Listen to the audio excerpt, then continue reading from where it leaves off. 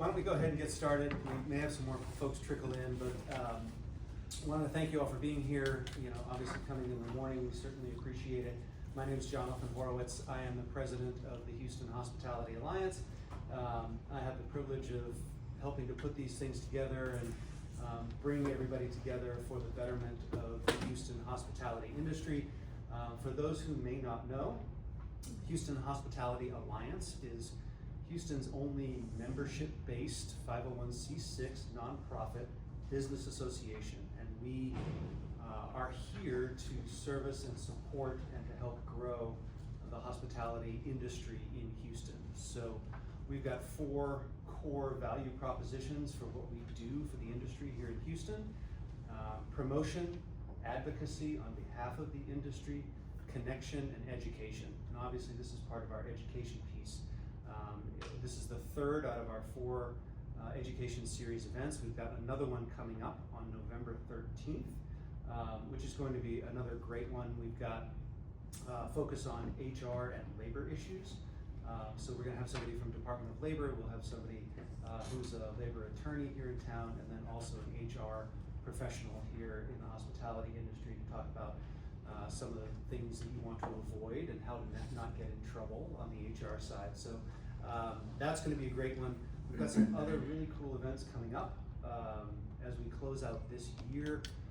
On November 16th, if anybody's looking for something to do all day on a Saturday, we are participating in this really cool event. It's called Construction.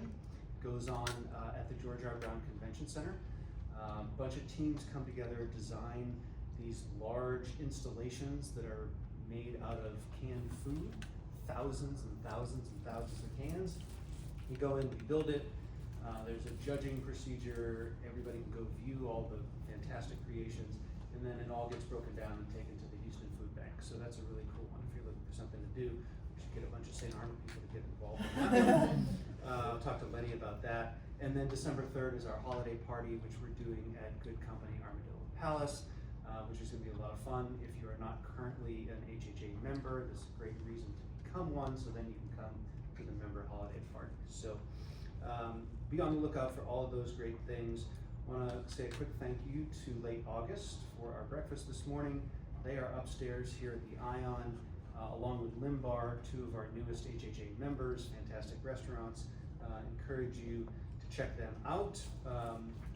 And as always, want to thank our staff, help put these things together and make them happen.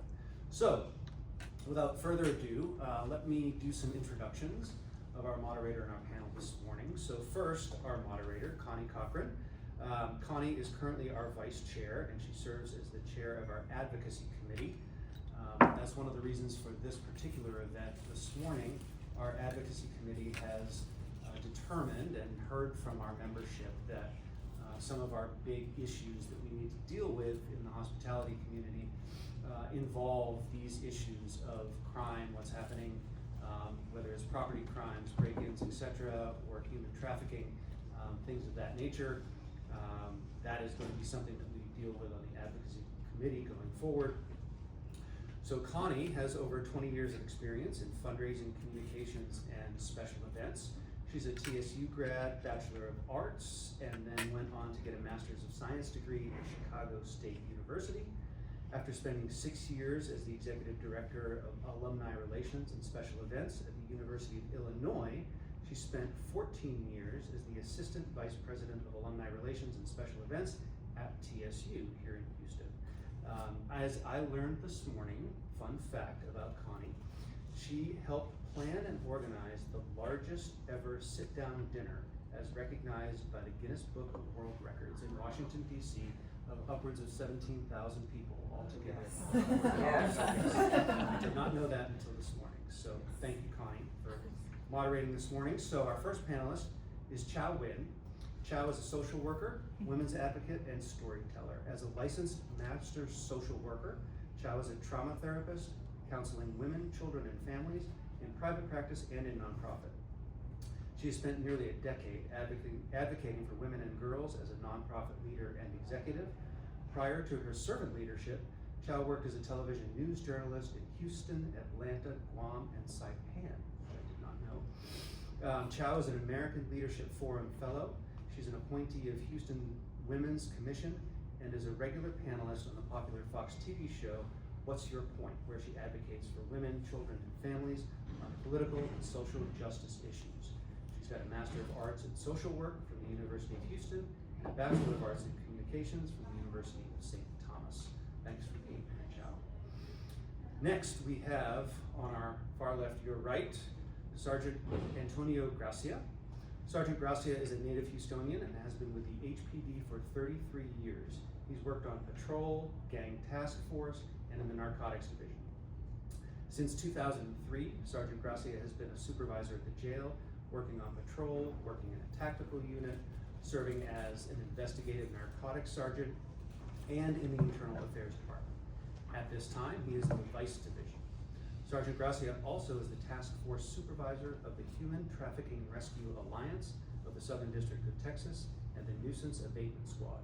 He's got a bachelor's degree in applied science and criminal justice and a master's of science in strategic leadership.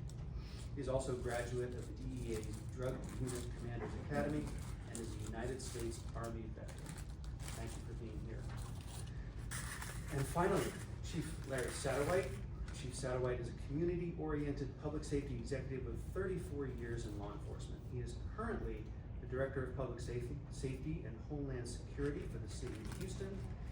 He is the one responsible for protecting all of Houston and the surrounding region. Small job. Just my seat right here. Chief Satterwhite joined HPD as a cadet on January 22nd of 1990, same year that I came to Houston. During his tenure, he has served in patrol, investigations, SWAT, criminal intelligence, special operations, homeland security, and field operations. As you may recall, earlier this year, I believe, he retired from the HPD as interim chief of police, and then about 3 days later assumed the role as of current Director of Public Safety and Homeland Security.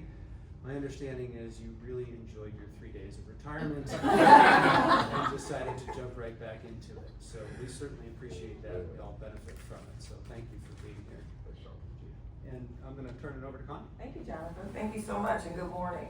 Welcome, everyone. And I want to thank our panelists again for being here. This is a topic that really resonates with everyone, but especially those in the hospitality industry. And so we're going to jump right in with Director Satterwhite. In your new role, why don't you talk a little bit about the initiatives that you're putting in place with regard to public safety, homelessness, and kind of kick things off with that? Yes, no, thank you, Connie. So, you know, when I retired from the police department, took over as Homeland, I kind of knew what that was, which was, if you pull me up on the website, you'll see, pulls up, you know, anti-terrorism, right? You know, in terms of prevention, response, you know, God forbid it ever happens, but how do we prepare for it? How do we respond to it? How do we mitigate any kind of impact? That's one of my primary responsibilities.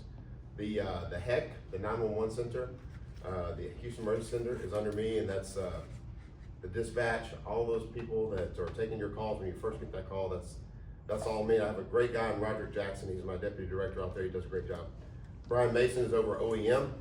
I partner with OEM because emergency management is one of my big responsibilities.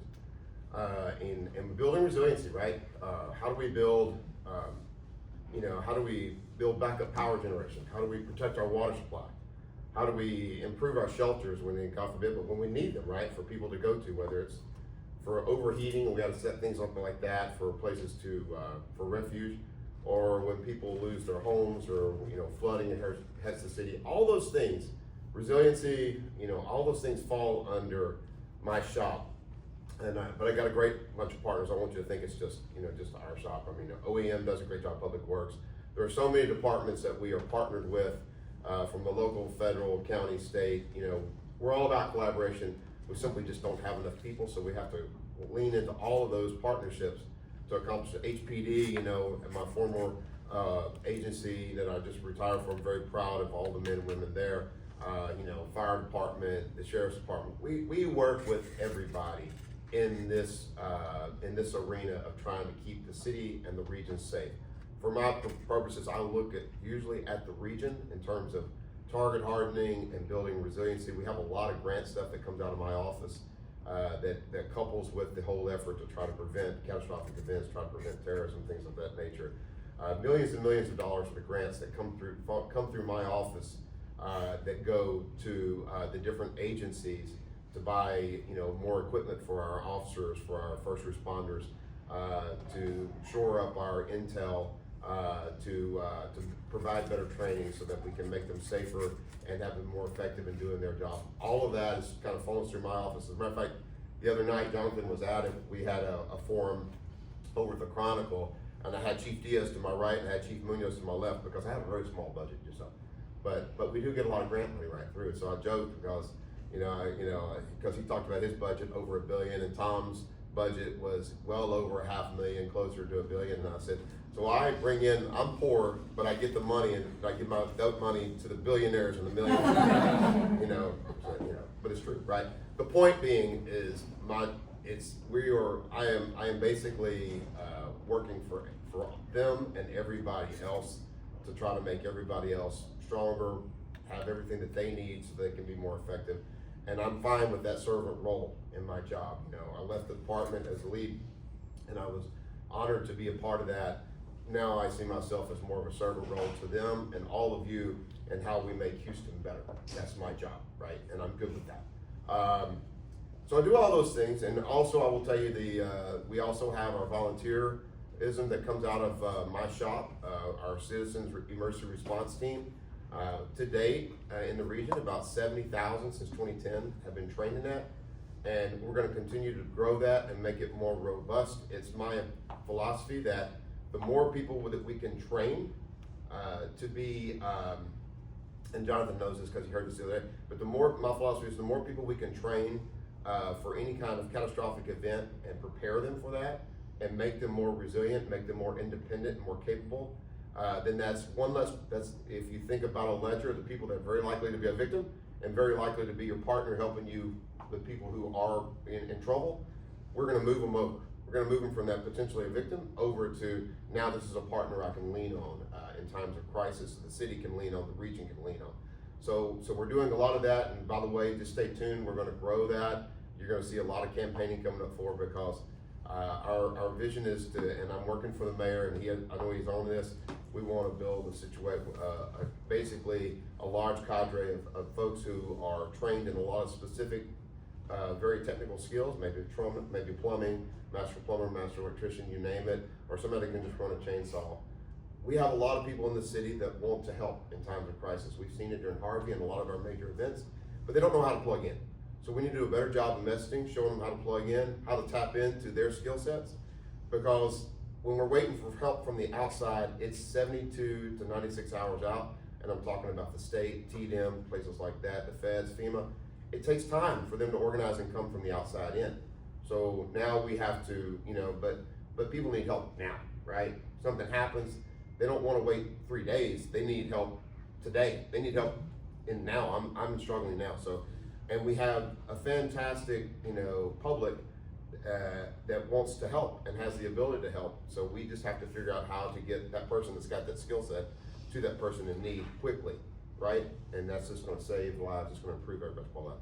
So these are the things that happen on shop. What I did not expect, I know we're going to talk about human trafficking, and public safety is absolutely a part. I know Tony's awesome, and I want to say that we got Commander Z, I think now soon to be captain again, Zua, and I've known Tom forever, and he's awesome. So you have really fantastic people in the room that are working on this every day in terms of the human trafficking and the horrible things that happen with all of that and the sex trafficking and all the things that I'm still embarrassed that Houston is still a primary target place for that, but we're working on it, right? But all those things we're doing, what I did not anticipate, because it was never really a part of the role before, but the mayor added it to my plate, was homelessness, right? So you're the Houston Hospitality Alliance.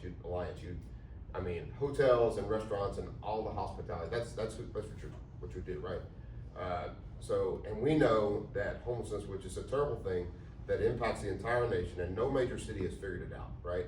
Some with different success. Houston's had a lot of success, and we've been written about it a lot, but we still have a problem. I'm not going to say we don't.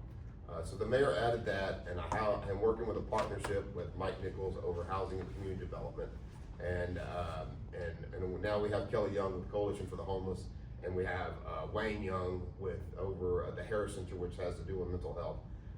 And so we're working on this. We're working heavily with Hawk, Jal, you know, I'm not going to steal her thunder, but I did get the tour of their new thing, and I'm very excited about that. I'll let you cover that. But I'm just saying that homelessness is a real problem. It's going to take a lot of resources. It's going to take a big partnership. The mayor's goal is to end it really within 2 years, not even his full term. He wants to see it. He wants to end homelessness in Houston and lead the country in that. And I'm buying into the vision because I have dealt with it. I know that Sam has, I know that Tony has. I mean, to me personally, it is not humane nor caring to allow someone to exist in their own human waste for weeks at a time, sleep on the streets, be on a daily basis, be subject to other people taking advantage of them, or then they turn around and take advantage of others. It's not what society should be about. It's not what we should be about. So we need to be loving and compassionate and caring, but we also need to be accountable. And we need to, to truly move some people who, quite honestly, do not even understand their own perilous situation. They do not understand where their path is going to end. We do. We've seen it many times, and I've seen that tragic end for a lot of our street homelessness persons that were living on the street, where they ultimately just were sadly, harmed even to the point of murder, where they just have died from natural causes, just from the life that they were living. It's no way to end. I guarantee you, no one started out their life saying that one of these days I want to be homeless. No one, right? So regardless of how you feel about it, we need to take a more proactive, more affirmative stance. Sometimes just saying, no, you can't live like this, because we know where this goes. And so we have to make changes there. So a lot going on in that arena. I'm more than happy to answer questions, but you're going to see things over the next few months, some more proactive posturing. We're talking to the state and trying to get more funds invested for mental health. It's a huge problem in our city, our state, our nation. We need hospital beds for people to be there for more than 3 days. They need to be there sometimes for 6 months to a year, sometimes longer, perpetual care for some. But this is what we're going to have to do as a society and as a local city and region if we're going to really, truly stamp it out completely and improve everybody's quality of life, including, because I know y'all have to deal with it, all the people that you're responsible to. So that's where we are. So human trafficking is part of that, because a lot of women are trying to escape violence or human trafficking, and they will choose homelessness over living in the state that they're in. Again, Chow, you can cover that. But, and of course, Tony, but that's our posture. That's what I'm doing right now. And I will now yield. That's a lot. Wow, that's a lot to unpack.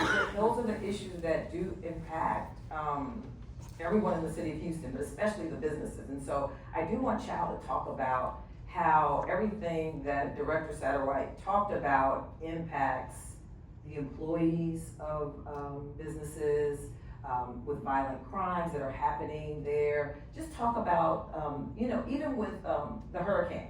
We had a discussion about that, and when those employees are out of work for a week, 2 weeks, what that does to their mental state and their mental wellness. So could you jump in and talk about how all of the things that Director Satterwhite talked about affects mental wellness? Well, I think we hear the word trauma quite a bit, right? And trauma is an adverse effect, a distressing event that happens to you, and it can happen in so many forms and fashions. But to really address trauma, because we experience it not only on ourselves, but through other people, is just to recognize the signs of trauma. And you guys are in businesses, so you're on the front lines of seeing it not only with your coworkers, maybe with community members, maybe with homeless people, and just to recognize trauma and being trauma informed. That's a word we use in the mental health field. We use it in nonprofits, but to be trauma informed is really have an awareness that trauma is out there. It's pervasive. It happens to all of us. It happens to those you know, and to respond appropriately with kindness, compassion. Put groups together in your restaurants, in your businesses, and just to check in on each other. There are a lot of organizations, like Chief Satterwhite mentioned. I spent nearly a decade working in organizations like the Houston Area Women's Center, the Women's Home, really looking at the intersection of homelessness, domestic violence, trafficking. And there are organizations that will help you train your employees to be more trauma informed, to look at signs of human trafficking, to recognize those signs, and to come up with ways to support not only your customers but your coworkers in dealing with that psychological, emotional distress, and really, bringing in bringing in a sort of a culture of care, right? A culture of self-care, not only for your employees but yourself, and to really recognize that and treat it with importance. I'll piggyback off of that too. As the past couple of months, we've actually reformed our human trafficking unit to where we train our law enforcement officers as well as some of our, piggybacking off of some of our advocates, we kind of learned to do trauma-informed kind of like training, so we can be able to identify victims of trafficking better, so we can sit there and have them outcry and disclose information to hopefully lead to prosecution of their trafficker. That's great. And so, since we're with you, Sergeant Gracia, can you talk a little bit about how the Houston Police Department is partnering in combating human trafficking, but also how hotels and businesses can collaborate with law enforcement to combat this issue as well? Good question. We actually partnered up with Best Hotels. It's an organization that I kind of collaborate with to go out there and teach general managers of hotels over there at the Conrad Hilton or the U of H and talk about human trafficking, how to identify it and how to report it.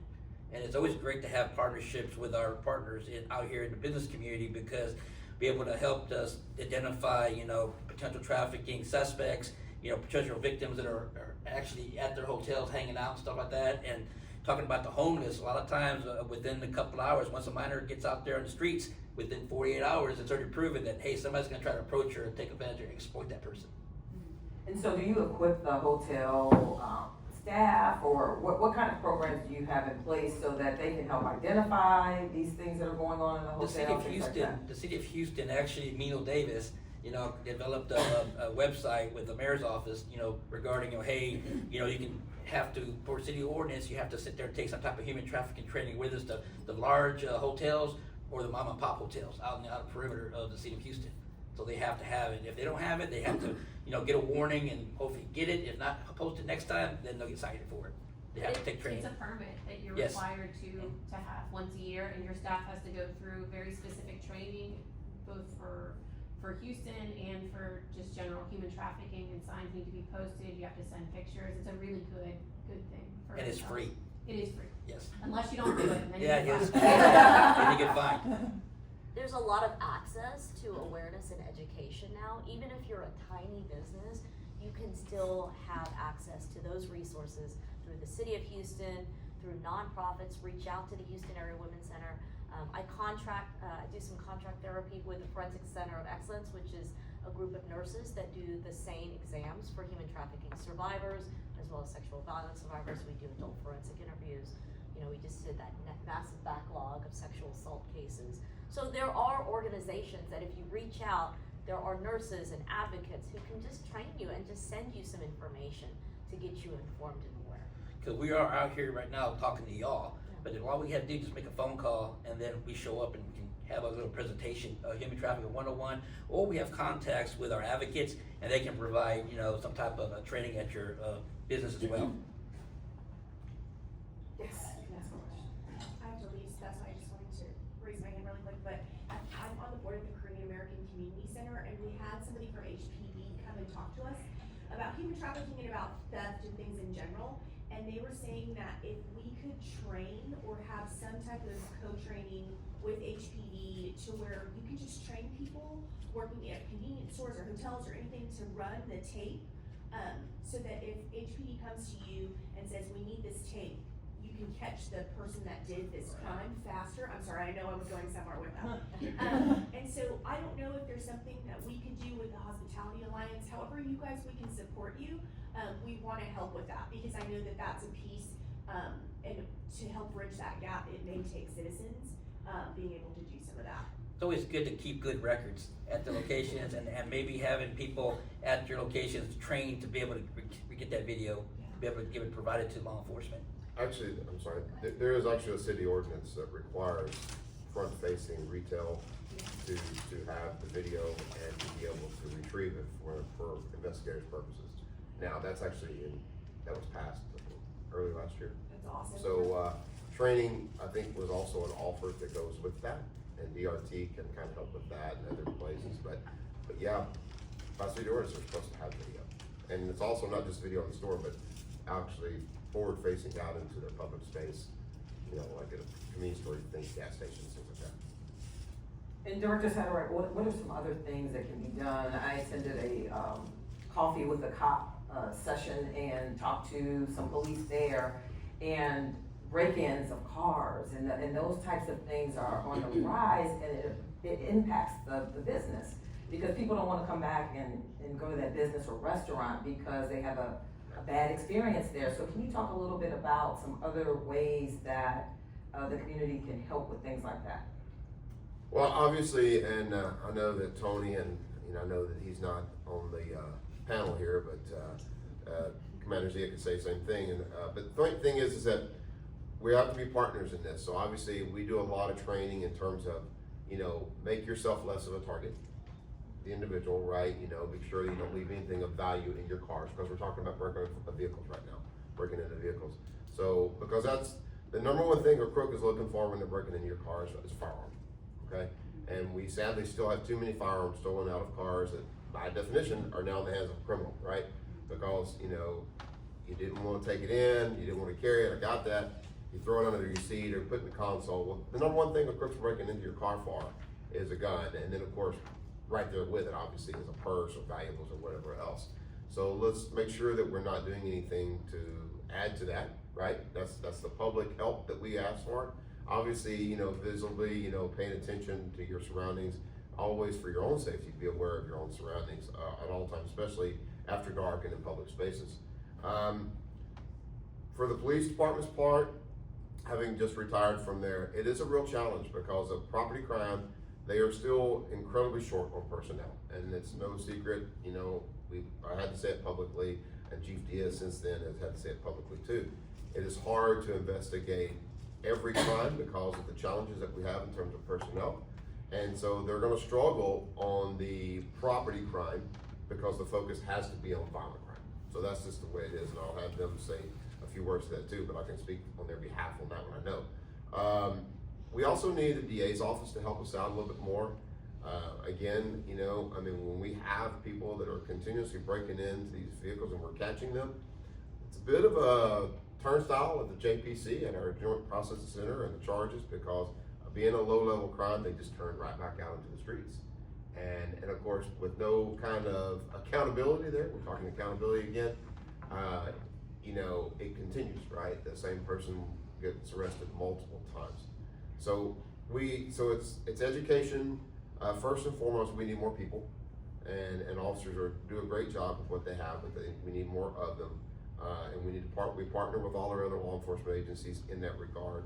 We need a little bit more help from the DA's office in that regard.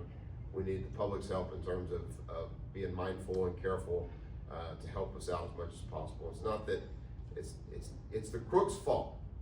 The crook is the crook, and the crook is breaking into the car. So never ever anywhere else. The problem lies with the person that's engaging in the criminal activity.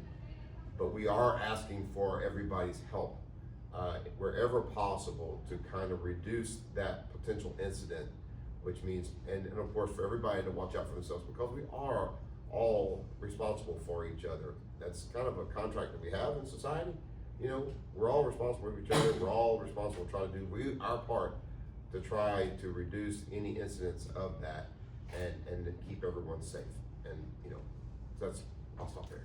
So Chief, quick question, because I know hearing from and seeing what's going on, particularly in the restaurant community, you touched on property crimes, and they seem to be, while we know that violent crime is being reduced, which is great, and we're seeing that trend, property crimes have really increased, and it's those smash and grab type things where they're in and out in 60, 120 seconds. Even when the alarm's going off, it doesn't really matter. Nobody can get there in time.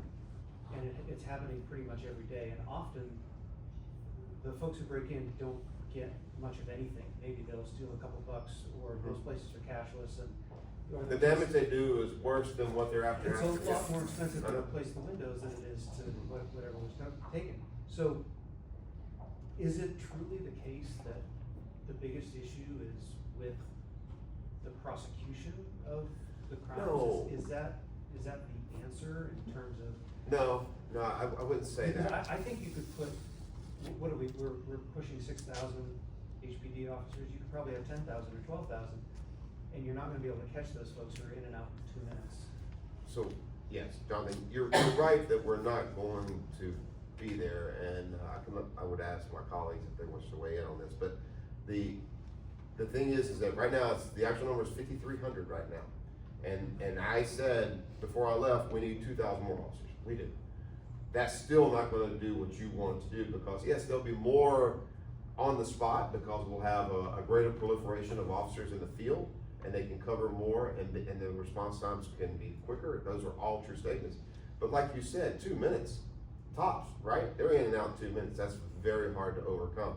And it's not solely on the DA's office. I don't want to posture it that. I'm just saying that could help if we take a more proactive in charging of individuals that are engaged in this over and over again.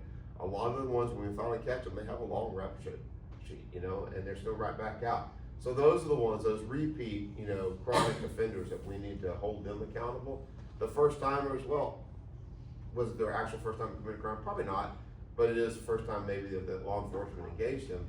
That might be a one where you can go to training, education, kind of something else, right? But for those that are just repeat, for goodness sake, let's not put them back out on the street, right? Let's hold them accountable. And that should apply for all criminals. Absolutely, Right. absolutely. So we have a question here, and then Yeah, okay. we'll come to you. So, 2 questions. One more on the heavy side, one on the lighter side. Start off with the heavy one. So, all of you spoke about accountability, resiliency, homeless, mental health, and just paying attention to what's happening downtown and east downtown. So, I believe last week started the kickoff for the North Highway Improvement It did. Project. And then this week, a housing project over in the east end is under federal scrutiny, at risk of being torn down and potentially shut down. So particularly with the North Highway Improvement Project going on Chartiers and San Emmanuel, a lot of homeless resources are in jeopardy there, with loads of fishes, with Start Hopes building, with Searches building, and downtown, especially towards the convention center and going towards the I-10 feeder, where Commerce, Congress, all of that seems to be kind of an epicenter. With all of those recent and upcoming setbacks of those resources being shut, and potentially with that housing project that was supposed to help, what is being done to get back on track and, respond to that with a resilient attitude and achieve the results that those were doing and mitigate any potential setbacks? So we're talking to them all, right? Search is a partner, Loaves and Fishes is a partner. You mentioned, Star Hope. We have the sobering centers over there. The Houston Police Department Mental Health Division is right there on Jennifer, right? And it's right there next to the sobering center. And we know that there is going to be upheaval because of the construction that is underway. And we know, so what we've already been in conversation, and the mayor said it publicly, at least in 3 different major forums, that is his vision, which is to end homelessness, which is what we're talking about right now. And so in that regard, and so that population, how do they move? So in our we're taking a holistic approach with outreach and with mental health and with law enforcement, because you have to have that. We do have individuals out there that, again, they don't even recognize their own situation, and when outreach goes to them to make them an offer to get off the streets, they basically say no. Everybody knows this, right? Well, at some point we have to say, well, it's okay, no, but it's not your right to be here. It's not your right to do what you're doing, because what you're doing is against the laws, and it's impacting everybody else's life too. And again, we know where it ultimately ends. for that individual and for a lot of people that are in their orbit, right? So we know that. So, so what we're doing is we're having these meetings. We're trying to raise money right now. I've been to the state twice now with the team. It's not just Larry. We have a whole collaborative team all the way in with the city's government relations, Josh Sanders. We're going to Austin and engaging the legislators. We have a new session coming up. We need the laws to change. 573 of the local government code, or the state code, government code, needs to change to give us more ability to deal with people who are potentially have a deteriorating state, so that we can say, no, Mr. Smith, you are coming with us, because you know, that kind of thing, instead of, because of, you know, well, I'm not trying to kill myself right this moment. They did 2 weeks ago, and a month ago they were in crisis and everything else. You know, it's a deteriorating state. We know where it is, so we need more ability to engage those individuals more proactively and say, no, we're trying to take care of you. Sometimes it will be, initially, they don't want it, but we're gonna kind of drive them towards that anyway, because we're trying to get them to care, because eventually, for a lot of them, they will turn a corner and their lives will be greatly improved. Now that might sound a little bit big brother to you all, but maybe it doesn't, but I'm just telling you that, again, I personally do not think it's just fine just to let them exist in the life that they're living when I know what the end of that life looks like. And of course, along the way, everybody else that is harmed by that too. So we always will operate within the law. We will always operate within what's ethically and morally and within the law right, correct. But we do need to take a little bit more affirmative posture than what we have in the past. And that's where we are. And that's what's happening right now. And so we're trying to find more beds. We're trying to find rapid housing for some of them, or for as many as possible, or reunite them with their loved ones. Maybe it's here locally, or maybe it's in another state. But to reunite them, to get them their IDs back, to get them some training, maybe to help them find employment. You know, all those things that will improve their lives and everybody else's. So I just gave you a long answer, but I'm just telling you that we are planning for everything you just described, which is coming and has been happening. And can't guarantee perfection, never would, but I can guarantee we'll do everything we can. And I think Chief Satterwhite is underscoring the severity of some who are really mentally ill and fall through the cracks, who really need support even though they don't think they need support. Those are the ones that, you know, there are families who are struggling. We can get them in rapid rehousing and they can prosper and get that sort of what we call like sort of wraparound services, counseling, case management, vocational services. But there are those who are severely mentally ill who really need support. And as Chief Satterwhite says, nobody's there to support them and to advocate for them. And so sometimes you have to look at serious policy changes to ensure that they get the help they need. Absolutely, I think that's a great point, because, you know, homelessness is a result of mental illness, just a lot of other things, so that's a great point. Okay, I wanna make sure I get your question. So I wanted to circle back to the vehicular crimes. So obviously as hoteliers and restaurants, these things happen. And coming from a smaller city, Pittsburgh, before the pandemic, and this is the 4th largest city, when I got here, my car got broken into, and what people told me was, it's Houston. I don't want my That has to be staff. frustrating. I don't want my staff to have that attitude, right? Right. So as a business, how do we train our staff when they know HPD's not gonna get there for a report as quickly as we would like, or we refer the customer to a website, because the customer came to Houston thinking they were gonna have a good time. The customer came to Houston thinking their vehicle was gonna be safe. But it happens, and it's gonna happen, right? Whether it was the guest's fault for leaving stuff in their vehicle. So when this happens, what should we say to them? What are the resources that we can give to them to say, you know, obviously, I'm sorry, my staff is gonna fix your window, they'll put tape on it, and we will do everything we possibly can, but the answer shouldn't be, it's Houston. So, you know, Megan, I'm gonna talk, I mean, I'm talking about, I mean, I have some thoughts, but Is there a specific number I can say, here, you can get this report very quickly for your insurance company, or, you know, Sure. Because Sure. it's difficult, right? It's a hard conversation to look somebody in the eye once a month and say, No, that's you know, incredibly it happens a frustrating, lot but- here. But by all means, I've got 2 other colleagues in the room, and I don't wanna be the sole voice. Whatever Go ahead. resources we can use for our staff is really, cause it's not. You all have signs posted when you first walk in and they Oh, yeah, no, and signs they posted? may not happen at my property, right? They may have gone out to dinner or went to No. a ball game, and I try to have them use our shuttle or anything. But when it does happen, what can we say? Cause they may come from a small town too, and they may be used to the police department showing up right away. And then they're sitting there all sad and, oh, I have to go home, but I never got anybody to show up, or nobody answered what do I do? Call 713-884-3131 and demand a unit to respond to the business and talk to an officer. If not, call a supervisor out there. If not, have you done that already? It takes a while, right? It's gonna And be I think 3, now, 4, I think 5 they refer hours. to teleserve. So, Yeah. so yeah, all right, so it I is. don't wanna take your resources, but I wanna have something to give to the guest to say, look, this happened, you can have this report, this is where you get it from, but I don't know where to. Or you can sit there and find out where your nearest police station is, like where we're stationed at, Midwest, the 7277. Just have them go to drive over there in their car, let the officer assess the damage and take the report at the location. So we are located right down the street from Travis Street, and I've gone in Over there. Travis. I've gone in there, and I was told to go to the Rush Street. Which one? I've gone into Travis Street for issues, and they told me, no, this is the wrong police station, go to Rush Street. I don't know about that.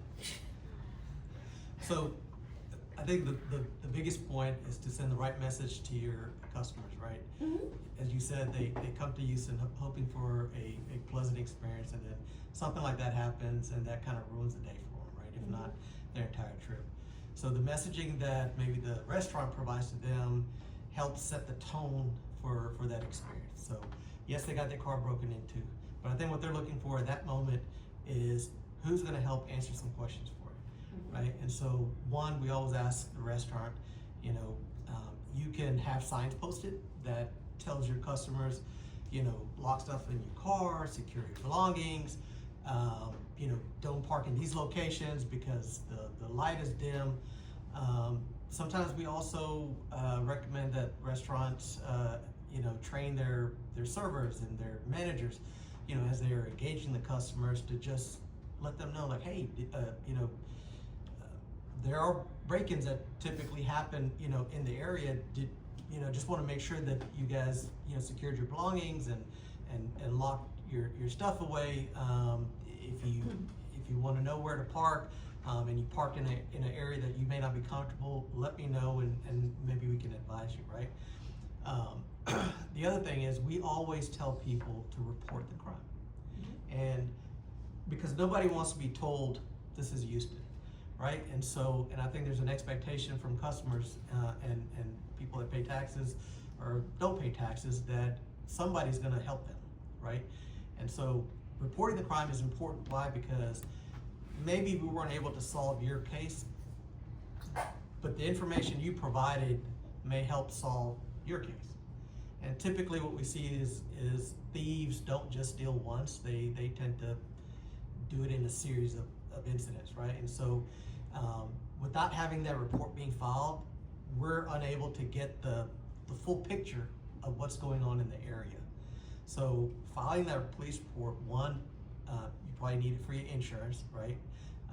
And second, it lets it holds the police accountable.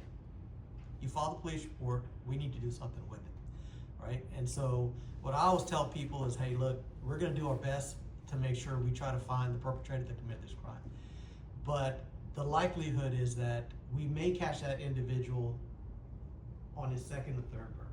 That's the reality. I think it's important to be honest to people, and I think they appreciate that. And I think most people we encounter don't have these, unreasonable expectations. They understand our shortage of resources. Chief Satterwhite and other people's in his position, on the mayor's position, I think do a good job of letting the public know where our gaps are in terms of manpower. So I think a lot of it goes to how we talk to people, the information that we provide, and then at some point it's upon us as a police agency to make sure that we meet that customer service component of it. So for you, for example, 1200 Travis is probably the closest. They shouldn't have to drive 2 miles, 3 miles down the road when everybody knows that there's a police station 2 blocks away, right? And so you can absolutely go to 1200 Travis and file a police report and get a case number. And in fact, investigators, most of the investigators reside in that building. So you could get more information, but I think that it's incumbent upon us as police agents to make sure that we do our part so that people don't feel as though they're out by themselves. So education goes a long way. Environment, I look at it this way, that public safety should be looked at in three different ways: education, environment, and enforcement. How can we educate our folks so that they're put themselves in a position situationally aware so they never become a victim of a crime? Two, what can we do about the environment so that way it's less likely for whether it's a perpetrator or a victim, right, to be involved in a crime?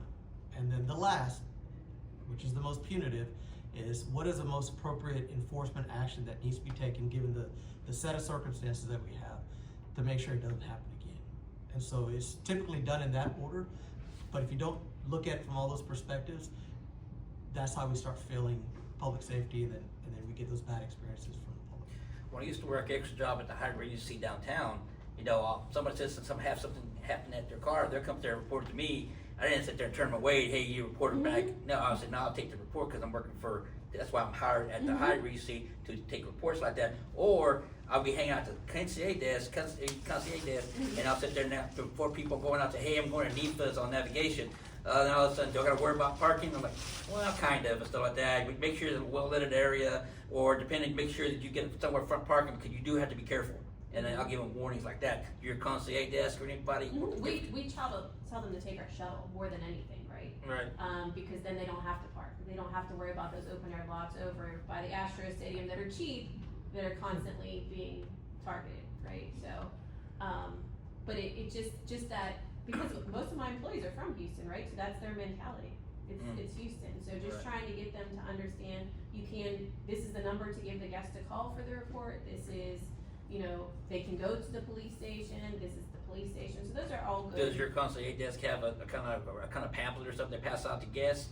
Like if something does happen, No, we call a never had hotel. that. I mean, is that something that you guys I don't have? know, just to get out the box. Okay. When they got the box and that was listening to the conversation, I was like, you know what, maybe some type of warning or something like that, to maybe give them out there, hey, if you get a problem, call the concierge desk, and all of a sudden they can direct us what's going on, what you need done. So you can actually go to the Houston Police website. Okay. On there, there's resources. You can actually download PDFs about certain crimes, what to do, how not to be a victim. There's also resources on there that are good for the public and even for you and your employees. It's all accessible. So I like the pamphlet idea. That's essentially what you can print it out and fold it and look like a pamphlet. Because they're always looking for, pamphlets at the concierge desk, like, hey, look, where's a good place to eat? And I don't know people, all the kids, everybody was walking up there taking pamphlets. They're like, okay, look, lock your car. Okay, well, I gotta take this for you. Look at it. Oh, shoot, let me take this. I'm taking my car to over there by Minute Maid Park. They were talking about maybe I might get my car broken into. I'll take the shuttle. Or I have this pamphlet to call in case of emergency. This is such a good discussion. This is one of the things that HHA wants to continue, and that's why we have the education series, and we're gonna go into the community and bring the community together to have more discussions about this, because education is the only way that people are going to equip themselves with really knowing what to do. Because in big cities, it's gonna happen. And it's not to say that it's Houston, it's Chicago, it's every other big city that you're gonna visit. And so as long as people are equipped, I think that is what is really important. And we're winding down, and I have a couple more questions for the panel, but I see there's some questions from the audience, and so, yes. This question is regarding, again, unhoused or homeless. What do you recommend for businesses who may not have, who may not be in an area like downtown district and central Houston are, I mean, on it. They're working with Metro and every other resource to work on the issues in the downtown. But when you work on kind of moving the situation and you kind of clear it out through the education enforcement and finally you get them out of that area, then they end up on the east end and they're in front of your coffee shop, or they're in McGregor, they're now in front of the HEB, and they're not always breaking the law, and that, I know that I'm with Metro and I've heard them say, sometimes it's hard because the police are like, you're not breaking a law, you're just a nuisance, you're just, you know, kind of not, it deters your business when you have somebody Yeah. there like that. So what's your recommendation for the community and for those businesses when you have that? They may not be breaking the law, they may not be stealing at that moment, but they're just a nuisance is what I would call it. So, okay, so obviously, you know, we're always gonna operate within the confines of the law. And again, you know, what's ethical and everything else. So, we'll start with, you mentioned downtown. We're very much aware of displacement, right? You put a lot of resources into the downtown area, if that same problem may migrate to your area, which is what you just described. So the idea in talking to my partners, and we're trying to work on this collectively and holistically, is not displacement, but engagement and move into services and wherever they may ultimately end up, hopefully housing or reuniting with family or something like that. So they don't displace. We actually, when we help them off the street, we're helping them off the street and not just down the street, right? So that's kind of the idea, right? But there is still, and homelessness is everywhere. I get a lot of challenges along the west side and the freeway corridors. I get, you know, Councilmember Pollard's got some challenges he's asking me to help with. He's asking something. We have them all the way down South Post Oak at Maine, all the way down there. You know, we have problems. They are everywhere. East End, I mean, North Side, North, you know, near North. I mean, I met with a lot of management districts, and they all have challenges. So, so it's going to be a process. We start with what we can do. So when they are in violation of the law, now we have kind of a more affirmative posture of being able to engage. Okay, Mr. Smith, you know, this is against the law, we can hold them accountable. Hopefully, I talked to Judge Marshall, we're working on putting some additional courts together and some judges' courts for probate possibilities. She's gonna help me with that.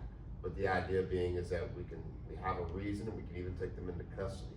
Now that may sound a little bit, you know, kind of harsh, you know, for something like a minor offense like, you know, blocking a sidewalk or whatever. But again, remember, they don't even realize their own state. The goal is to get them out of that. So whatever tools in the toolbox that we can use to help kind of move them that direction to a better life for themselves and for everybody else, we're gonna do that. So that's what we can do. For those that haven't done anything, but they're just, you know, for whatever reason, you know, because of maybe some behaviors that aren't illegal, but maybe a little bit odd and creating some concerns around your customer base, that's one of those where we can engage, you know, politely, and again, hey, look, this is what's happening. Sometimes they'll move along. That's why I'm saying this is not perfect, because people have rights, and we're not gonna violate those rights, so we have to figure out how to offer those services and get, you know, different individuals will have different, you know, responses to that, and they're all somewhat sometimes unique, and we just have to make that adjustment. So I just said a whole lot, I'm sorry about that, not really, you know, getting you to, this is a perfect answer, there's not one. What I think is, as we continue to drive towards this, right now, the last pit count, just so you don't know, pit count is point in time, happens every January, okay? Where we have outreach goes out and counts the number of people who are homeless, who are on the streets. It happens every January, it's coming up this first quarter 25.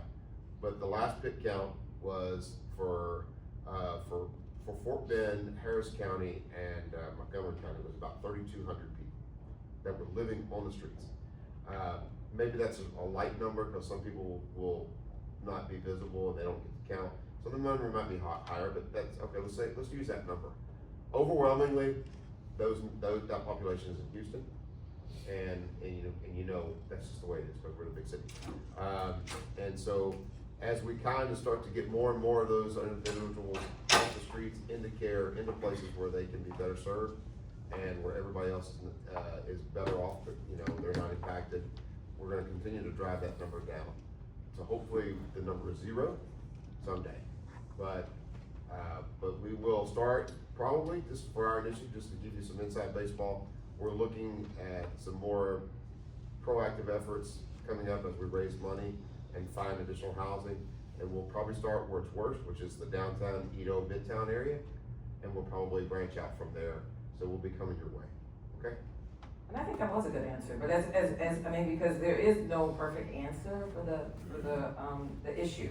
As we, I'd like to do some final remarks, and I wanna start with Chow. Can you talk about how your, organization, partners with the community and things that can be done, because everything we talked about today, it affects mental health. And what everyone can do to be equipped to, kind of help with that process, if you're not a licensed social worker or a counselor. What I really appreciate with my colleagues is this conversation around collaboration. You can't do it alone. There are many community-based organizations. I've worked at some fabulous ones over the last decade. The Houston Area Women's Center works at the intersection of violence and housing, really, to house women, because we know that single mothers are the fastest growing homeless population in the country, arguably. They have to be homed and rehomed. If you're looking for an organization to speak on issues of sexual assault, I mean, I know that we spoke to a bar that was having issues with men getting rowdy and harassing women, and we did some training with that restaurant and bar to ensure that the bartenders know how to appropriately respond and have a code word, say, for a client who might need some additional help. Human trafficking, there are posters. You can go to, right now, the big campaign recently was at the Texans a few years ago. You go to a Texans bathroom stall. No trafficking zone. Right, the no trafficking zone. There's so many organizations that if you reach out and you need some support around training, awareness, education, whether it be the Houston Area Women's Center, Forensic Center, there are just a lot of opportunities to get that support. Search homeless organizations. And it's easy to do a Google search to call 211. There are pamphlets for mental health organizations that can support you and your staff as well. Final thoughts, Sergeant Gracia. We couldn't do our job without collaboration. That's the key word with any type of, whether working with grants or anything like that, it's all about collaboration. Working with, we work with the FBI, federal, state, local partners, stuff that they can just make a phone call, and I can make a phone call and then hopefully get that person recovered. So like that. So it's always great having that. But then also the help of education is the key to everything, because whether it's BMVs, learn how to make yourself not a victim, and then going out there and be educated on how not to become a victim. And that's a little big to me. Just have it. Wow, okay, so I've already said a whole lot. Let me just talk about some things I haven't talked about that are gonna impact you all. We are planning right now for the World Cup, right? So all of you are leaning into that. That's coming. We're probably just about 21 months out now, I guess, if you look at the calendar. So the assurance I want to give you is that we had a meeting on it yesterday. We have a meeting this afternoon with FEMA. I mean, everybody's allowed in, so that's going to be a big deal for the city. Human trafficking will be a problem with this, because we know, and they can attest to it, and Chow can attest to it, that when we have major events, championships, things like that in your city, it also attracts, sadly, predators, right? And they will come in, they will take advantage, and of course you see the sex trafficking and the abuse and all the other things that tick up. So they're heavily involved in that. We're heavily involved in planning for that, to have a great event there. In 28, we're gonna have the Republican National Convention. It's coming to Houston, right? Big deal. It's, federally, it's probably one of the most high-profile things you can do is a political convention, and of course, inauguration, things like that. But they happen around the country, so that's coming. So there are big things coming to Houston that you will all be involved in, that we will all be partnering with, and all of these issues that we've talked about today, we're trying to work through and have some success so that we can put on the best show for the world as possible, because Houston does a great job of that. And so for that, I can tell you all, thanks for your partnership. My contact, I make it available to everybody. I know Jonathan has it, but use me. I no longer have a police department, as the chief, but I've got great partnerships and great friends, and we're all in. So if, I do a lot of, hey, can you help me with this? Hey, can you help me with that? And hope those friendships stay. Eventually, they're gonna stop taking my calls. All right. Let's give this expert panel a round of applause. Thank you so much for being here. Yeah, thank you all for coming this morning. We certainly appreciate it, and you know, I think we're gonna have you back again next year, and we're gonna do one that just focuses on those big events that you're talking about, because Yeah. so many of the folks that are involved in the hospitality industry in Houston want to know how they can prepare, what's coming, what's being done to protect everyone, how they can get involved, and those are huge events for the city. So we'll do another one again next year. But thank you all again for being here. Certainly appreciate it, and thank you all for coming. Please mark your calendars for November 13th for our next one on HR and labor. Thanks, everybody.